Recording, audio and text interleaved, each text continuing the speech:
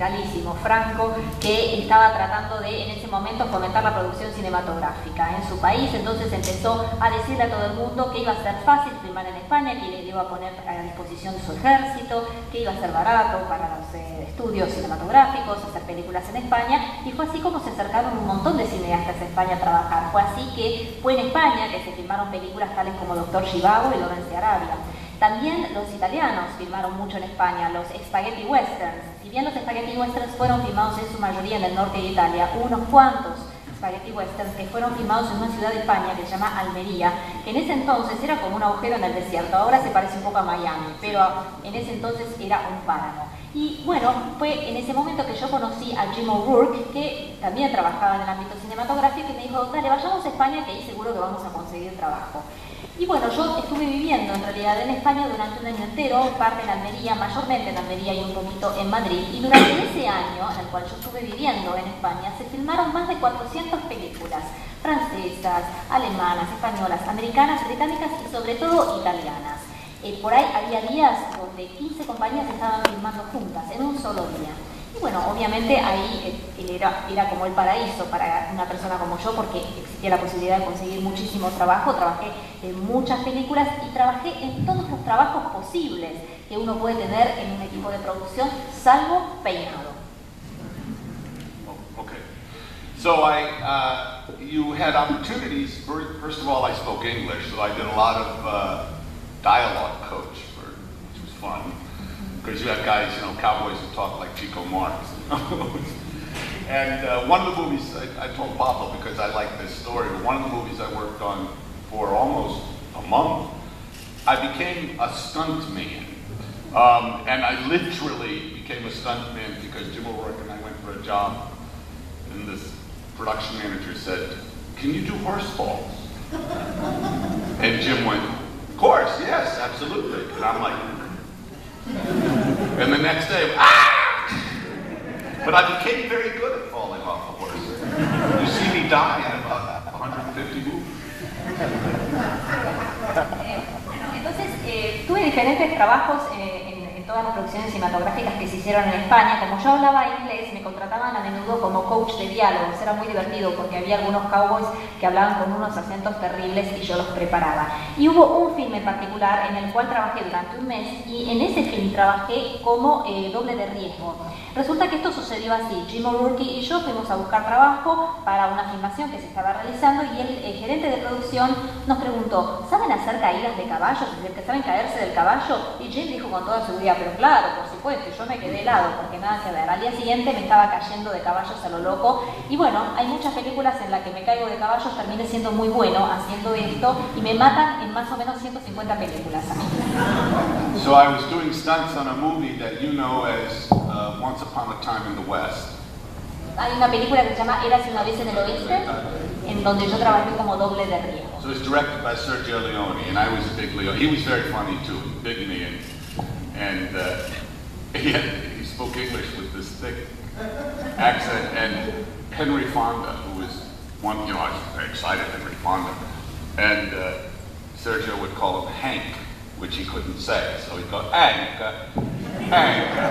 It was very funny. Anyway, I worked on that movie, and by the way, last week was the Governor's Ball. It's a banquet that the Academy of Motion Picture gives. My wife is now on the board of governors of the Academy, and she got an honorary Oscar for the great Italian designer Piero Tosi. So we were there with Claudia Cardinale, who came to get the Oscar. The last time I saw Claudia Cardinale was on Once Upon a Time in the West. Bueno, y entonces yo por ejemplo trabajé también para Sergio Leone. Sergio Leone, el director italiano, que era súper gracioso porque hablaba inglés con un acento tano increíble, súper arraigado, y él solía trabajar en una oportunidad trabajó con Henry Fonda, a quien todo el mundo lo llamaba Hank, y para él era imposible para Leone pronunciar Hank, le decía anche, con mucho acento italiano.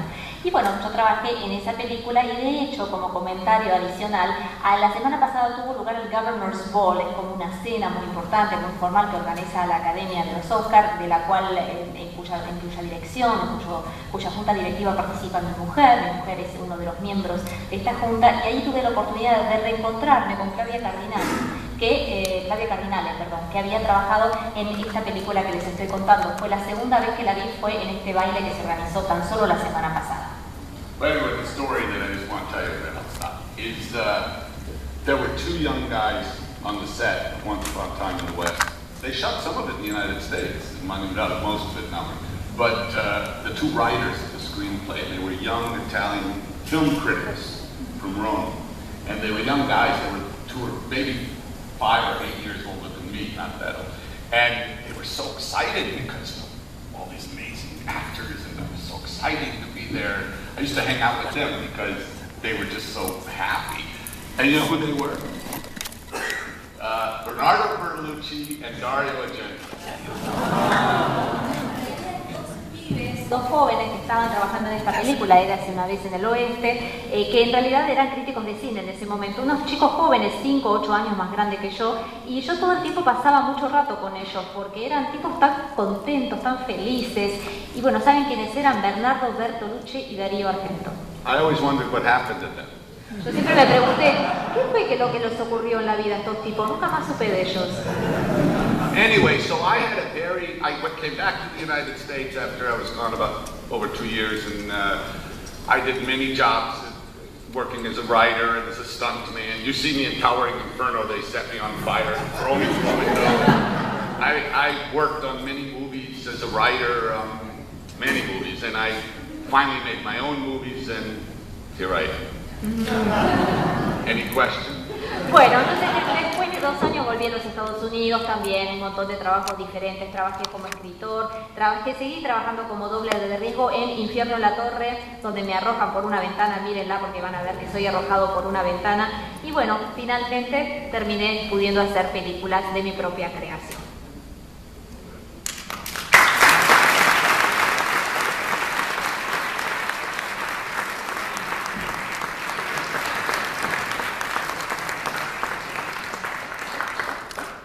Bueno,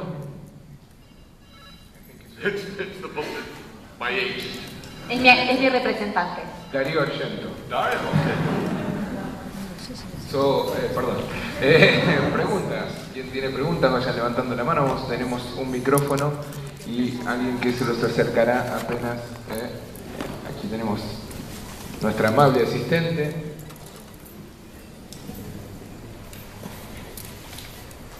Bueno, primero, antes que nada, buenas tardes, bienvenido. Quiero saber qué recuerdo tiene del desaparecido John Belushi y si tiene alguna anécdota interesante para contar del set. On the set? Which one? Oh, you mean about John Belushi? Yes. John Belushi was wonderful. He was an absolutely wonderful person and a wonderful actor. It's funny because people say that, they think of John as fat, but he actually wasn't. He was a football star in college. He was Albanian. And we used to say he was strong like tractor, smart like bull. Strong like tractor, smart like? Bull. Like a bull? Like bull. Okay. Bueno, entonces John Belushi fue realmente una persona maravillosa y un actor maravilloso. Es bastante cómico porque la mayoría de la gente piensa que Belushi era gordo, pero en realidad era una estrella del fútbol americano de origen albanés y nosotros solíamos decir que era fuerte como un tractor e inteligente como un toro. But he was fabulous and he became addicted to cocaine and it killed him. Era una persona fabulosa, pero bueno, desarrolló una adicción a la cocaína que fue lo que terminó matándolo. And I'm still angry about it. Y yo todavía no lo puedo aceptar. So if you have friends who use drugs, tell them, stop. Así que si tienen algún amigo que ustedes saben que consume drogas, díganle que pare. And the problem with someone who's addicted to alcohol or drugs or whatever they're addicted to, food, whatever it is you can't do anything about it. They have to do it. El problema con una persona que tiene una adicción, cualquiera sea, es que uno no puede hacer nada al respecto. Es la persona, el adicto, que tiene que buscar la solución. And John was wonderfully funny and wonderfully warm and sweet and very professional. Animal House, we only had like 2 days a week because he was commuting. We were shooting in Oregon and he was doing Saturday Night Live in New York, 3,000 miles away. So he would be there Thursday, Friday, Saturday, and then Sunday morning he would fly from New York to Los Angeles, and then fly from Los Angeles to Portland, and then drive from Portland to Eugene. So he'd get to us Sunday night, go to sleep, and then we'd work with him Monday and Tuesday, and then Wednesday morning he would drive back and forth, fly to Los Angeles, fly to New York. So we did the movie. If you see Animal House, it's interesting because John just has really great entrances and exits. You know, it's like designed because he wasn't there. But I loved him and I enjoyed working with him. On Blues Brothers, his drug habit grew increasingly worse, so it became difficult, very difficult. And quite candidly, I'm shocked he lived as long as he did, because he really abused his body. But I loved him. I mean, he was a wonderful person. And the story from, I don't know, I'll tell you the story from this. We're shooting in Chicago. Go ahead, go. It's all right. Extremadamente cálida, muy dulce, muy profesional también. En Animal House, Colegio de Animales, era muy difícil el tema de la filmación porque él tenía que estar viajando todo el tiempo, porque en ese momento él estaba haciendo Saturday Night Live en Nueva York y tenía que viajar a Oregon, que era miles y miles de kilómetros de Nueva York, en la otra punta del país. Entonces los domingos, él se tomaba los domingos a la mañana, se tomaba un vuelo de Nueva York a Los Ángeles, después iba a Portland, después iba a Eugene en auto, dormía, hacía noche el domingo y empezaba a trabajar con nosotros un lunes y martes y después el miércoles de nuevo, volver en todo ese recorrido. Por eso en Animal House, en Colegio de Animales, John Belushi tiene muchas entradas y muchas salidas, porque en realidad durante gran parte de la filmación él no estaba presente. Yo realmente lo adoraba como persona, pero bueno, ya cuando llegó la hora de filmar The Blues Brothers, los hermanos Caradura, su hábito con la droga se había vuelto muchísimo más grave y realmente se había vuelto muy difícil trabajar con él. Es una persona que, bueno, no me sorprende que su vida haya terminado tan tempranamente porque abusó de su organismo con su adicción. And just a story, a John story, is we're shooting in Chicago on The Blues Brothers, shooting all night, and John disappeared. Like, where is it? We were out in Harvey, Illinois, some suburb. We don't know, where is it? So Danny Aykroyd said, well, I'll find him. And he went up, we were, a suburban neighborhood, he knocks on the doors. It's like 2 in the morning. Excuse me, have you seen John Belushi? And like the third house, the guy goes, oh yeah, he came in, he ate dinner, and he's asleep on the couch. Bueno, una anécdota. Danny called John America's guest. Bueno, una anécdota muy divertida que ocurrió con John Belushi. Estábamos en Chicago filmando The Blues Brothers. En realidad, en ese momento estábamos en Harvey, que es un pueblito del estado de Illinois, y John de repente desaparece. Nadie sabía dónde estaba, lo estábamos buscando por todas partes y no lo podíamos encontrar. Entonces Dan Aykroyd dice, no se preocupen, yo lo voy a buscar. Entonces fue a un barrio suburbano, un barrio que estaba en las afueras, empezó a golpear en la puerta de cada casa diciendo, disculpen, ¿ustedes han visto a John Belushi? La cuestión es que a la tercera casa el dueño le dice, sí, vino a casa, acaba de cenar y ahora está dormido en el sofá. Eso fue lo que lo hizo merecedor a John Belushi del apodo el invitado de América, de Estados Unidos. Sí, acá. ¿Qué tal? Buenas tardes, señor Landi. Quería saber su opinión sobre un tema. Hace un par de días tuve la oportunidad de intercambiar un par de palabras con el director francés Pierre Etot y me dijo una cosa que me quedó sonando mucho en la cabeza. Dígame el nombre del director y quería pedirte que acerques acá, así te veo para traducir. Bueno, dale. ¿Sí? No quiero tapar ninguna cámara. Sí. Hace un par de días tuve la oportunidad de intercambiar un par de palabras con el director francés Pierre Etot. Y él me dijo una cosa que me quedó sonando mucho en la cabeza. Dijo que los jóvenes, le hizo como un pedido a los jóvenes, que respetáramos los formatos tradicionales fílmicos. Por ejemplo, el Super 8, el 16 milímetros, etc. Quería saber su opinión sobre este tema, teniendo en cuenta que, por ejemplo, acá en Argentina ya la mayoría de los cines reemplazaron sus proyectores de 35 milímetros por proyectores digitales. Quería saber si usted ve esto como algo bueno o como algo negativo.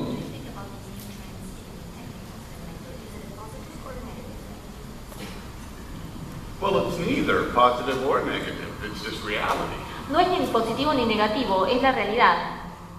I mean, in terms, I remember, gosh, about 10 years ago, I was asked to speak at a college in back east, I forgot, in Boston. They gave me some award or something. And there was a film professor, and he was saying, what do you think of this digital technology? It's terrible, people are shooting on... And I said, you know, you may not like it, but you're fucked because film is going to be gone in 15 years. It's just not going to exist anymore. So, for me, I have mixed feelings about it because I know everything there is to know about film. I know it's chemical, it's a physical process that I understand. I know how to light it, I know how to cut it, I like handling it. Cutting a movie was tactile, you got to handle it. And so that's what I grew up with. Digital technologies are getting better all the time. And so as the technology improves, there are things I don't like about it, many things, but tough shit, you know, that's why it's no longer called, that's why you can say movies, but to refer to it as film is really obsolete. Most of the labs are closed around the world, not just Argentina. And it's difficult. It's really difficult. And as technologies improve, they're really, now, like if tonight they're going to show a DCP of an American Werewolf in London. VHS. A VHS? No. But tenemos un pequeño ratón corriendo que hace girar el VHS. A little wheel. VHS. This one. Well, what's interesting, when you see the projection, when you see it digitally projected, my problem, if they have what, did you get it from Universal? No, seriously, did you get it from Universal? It'll look crisp and clean, it'll be perfect.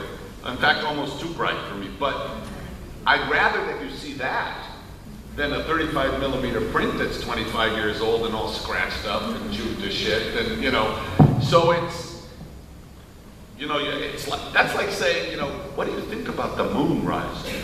It doesn't matter what I fucking think about the moon rising. You know, it's gonna rise. And it's, one of the ironies about technology, I understand his point because it's kind of scary. But, and they're good and bad things. I mean, one of the things that's good is that with technology now, anybody, and I mean anybody, can take a flip top or, you know, and a laptop and make a movie. That's amazing. However, it's also depressing because what are you going to do with your movie? As technology becomes, as it becomes easier to make films, it becomes increasingly difficult to have your film shown in a cinema.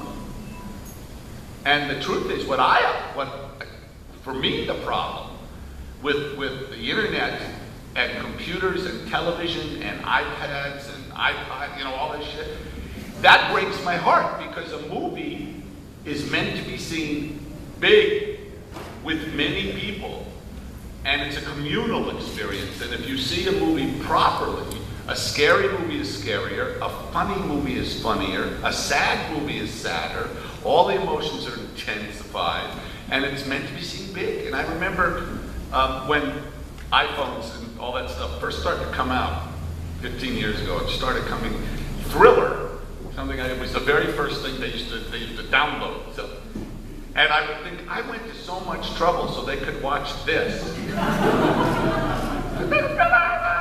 Like this.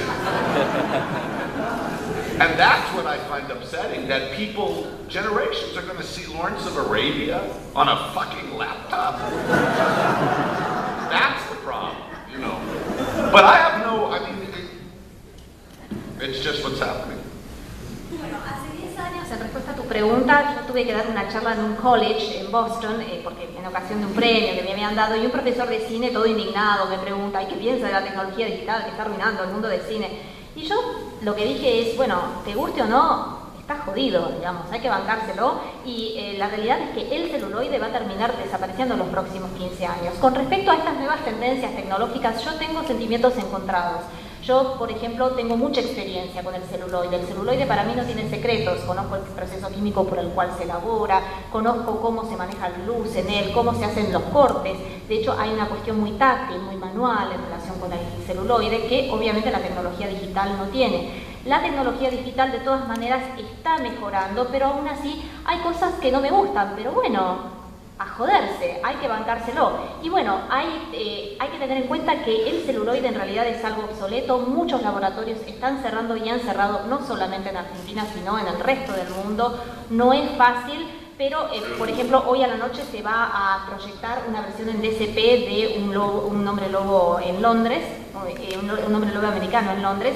Y bueno, cuando uno ve una proyección en versión digital, uno ve la proyección o la imagen súper clara, súper limpia, para mí un poquito demasiado brillante, pero siempre prefiero esa calidad antes que una película en 35 milímetros con 25 años de antigüedad, toda rayada y toda gastada.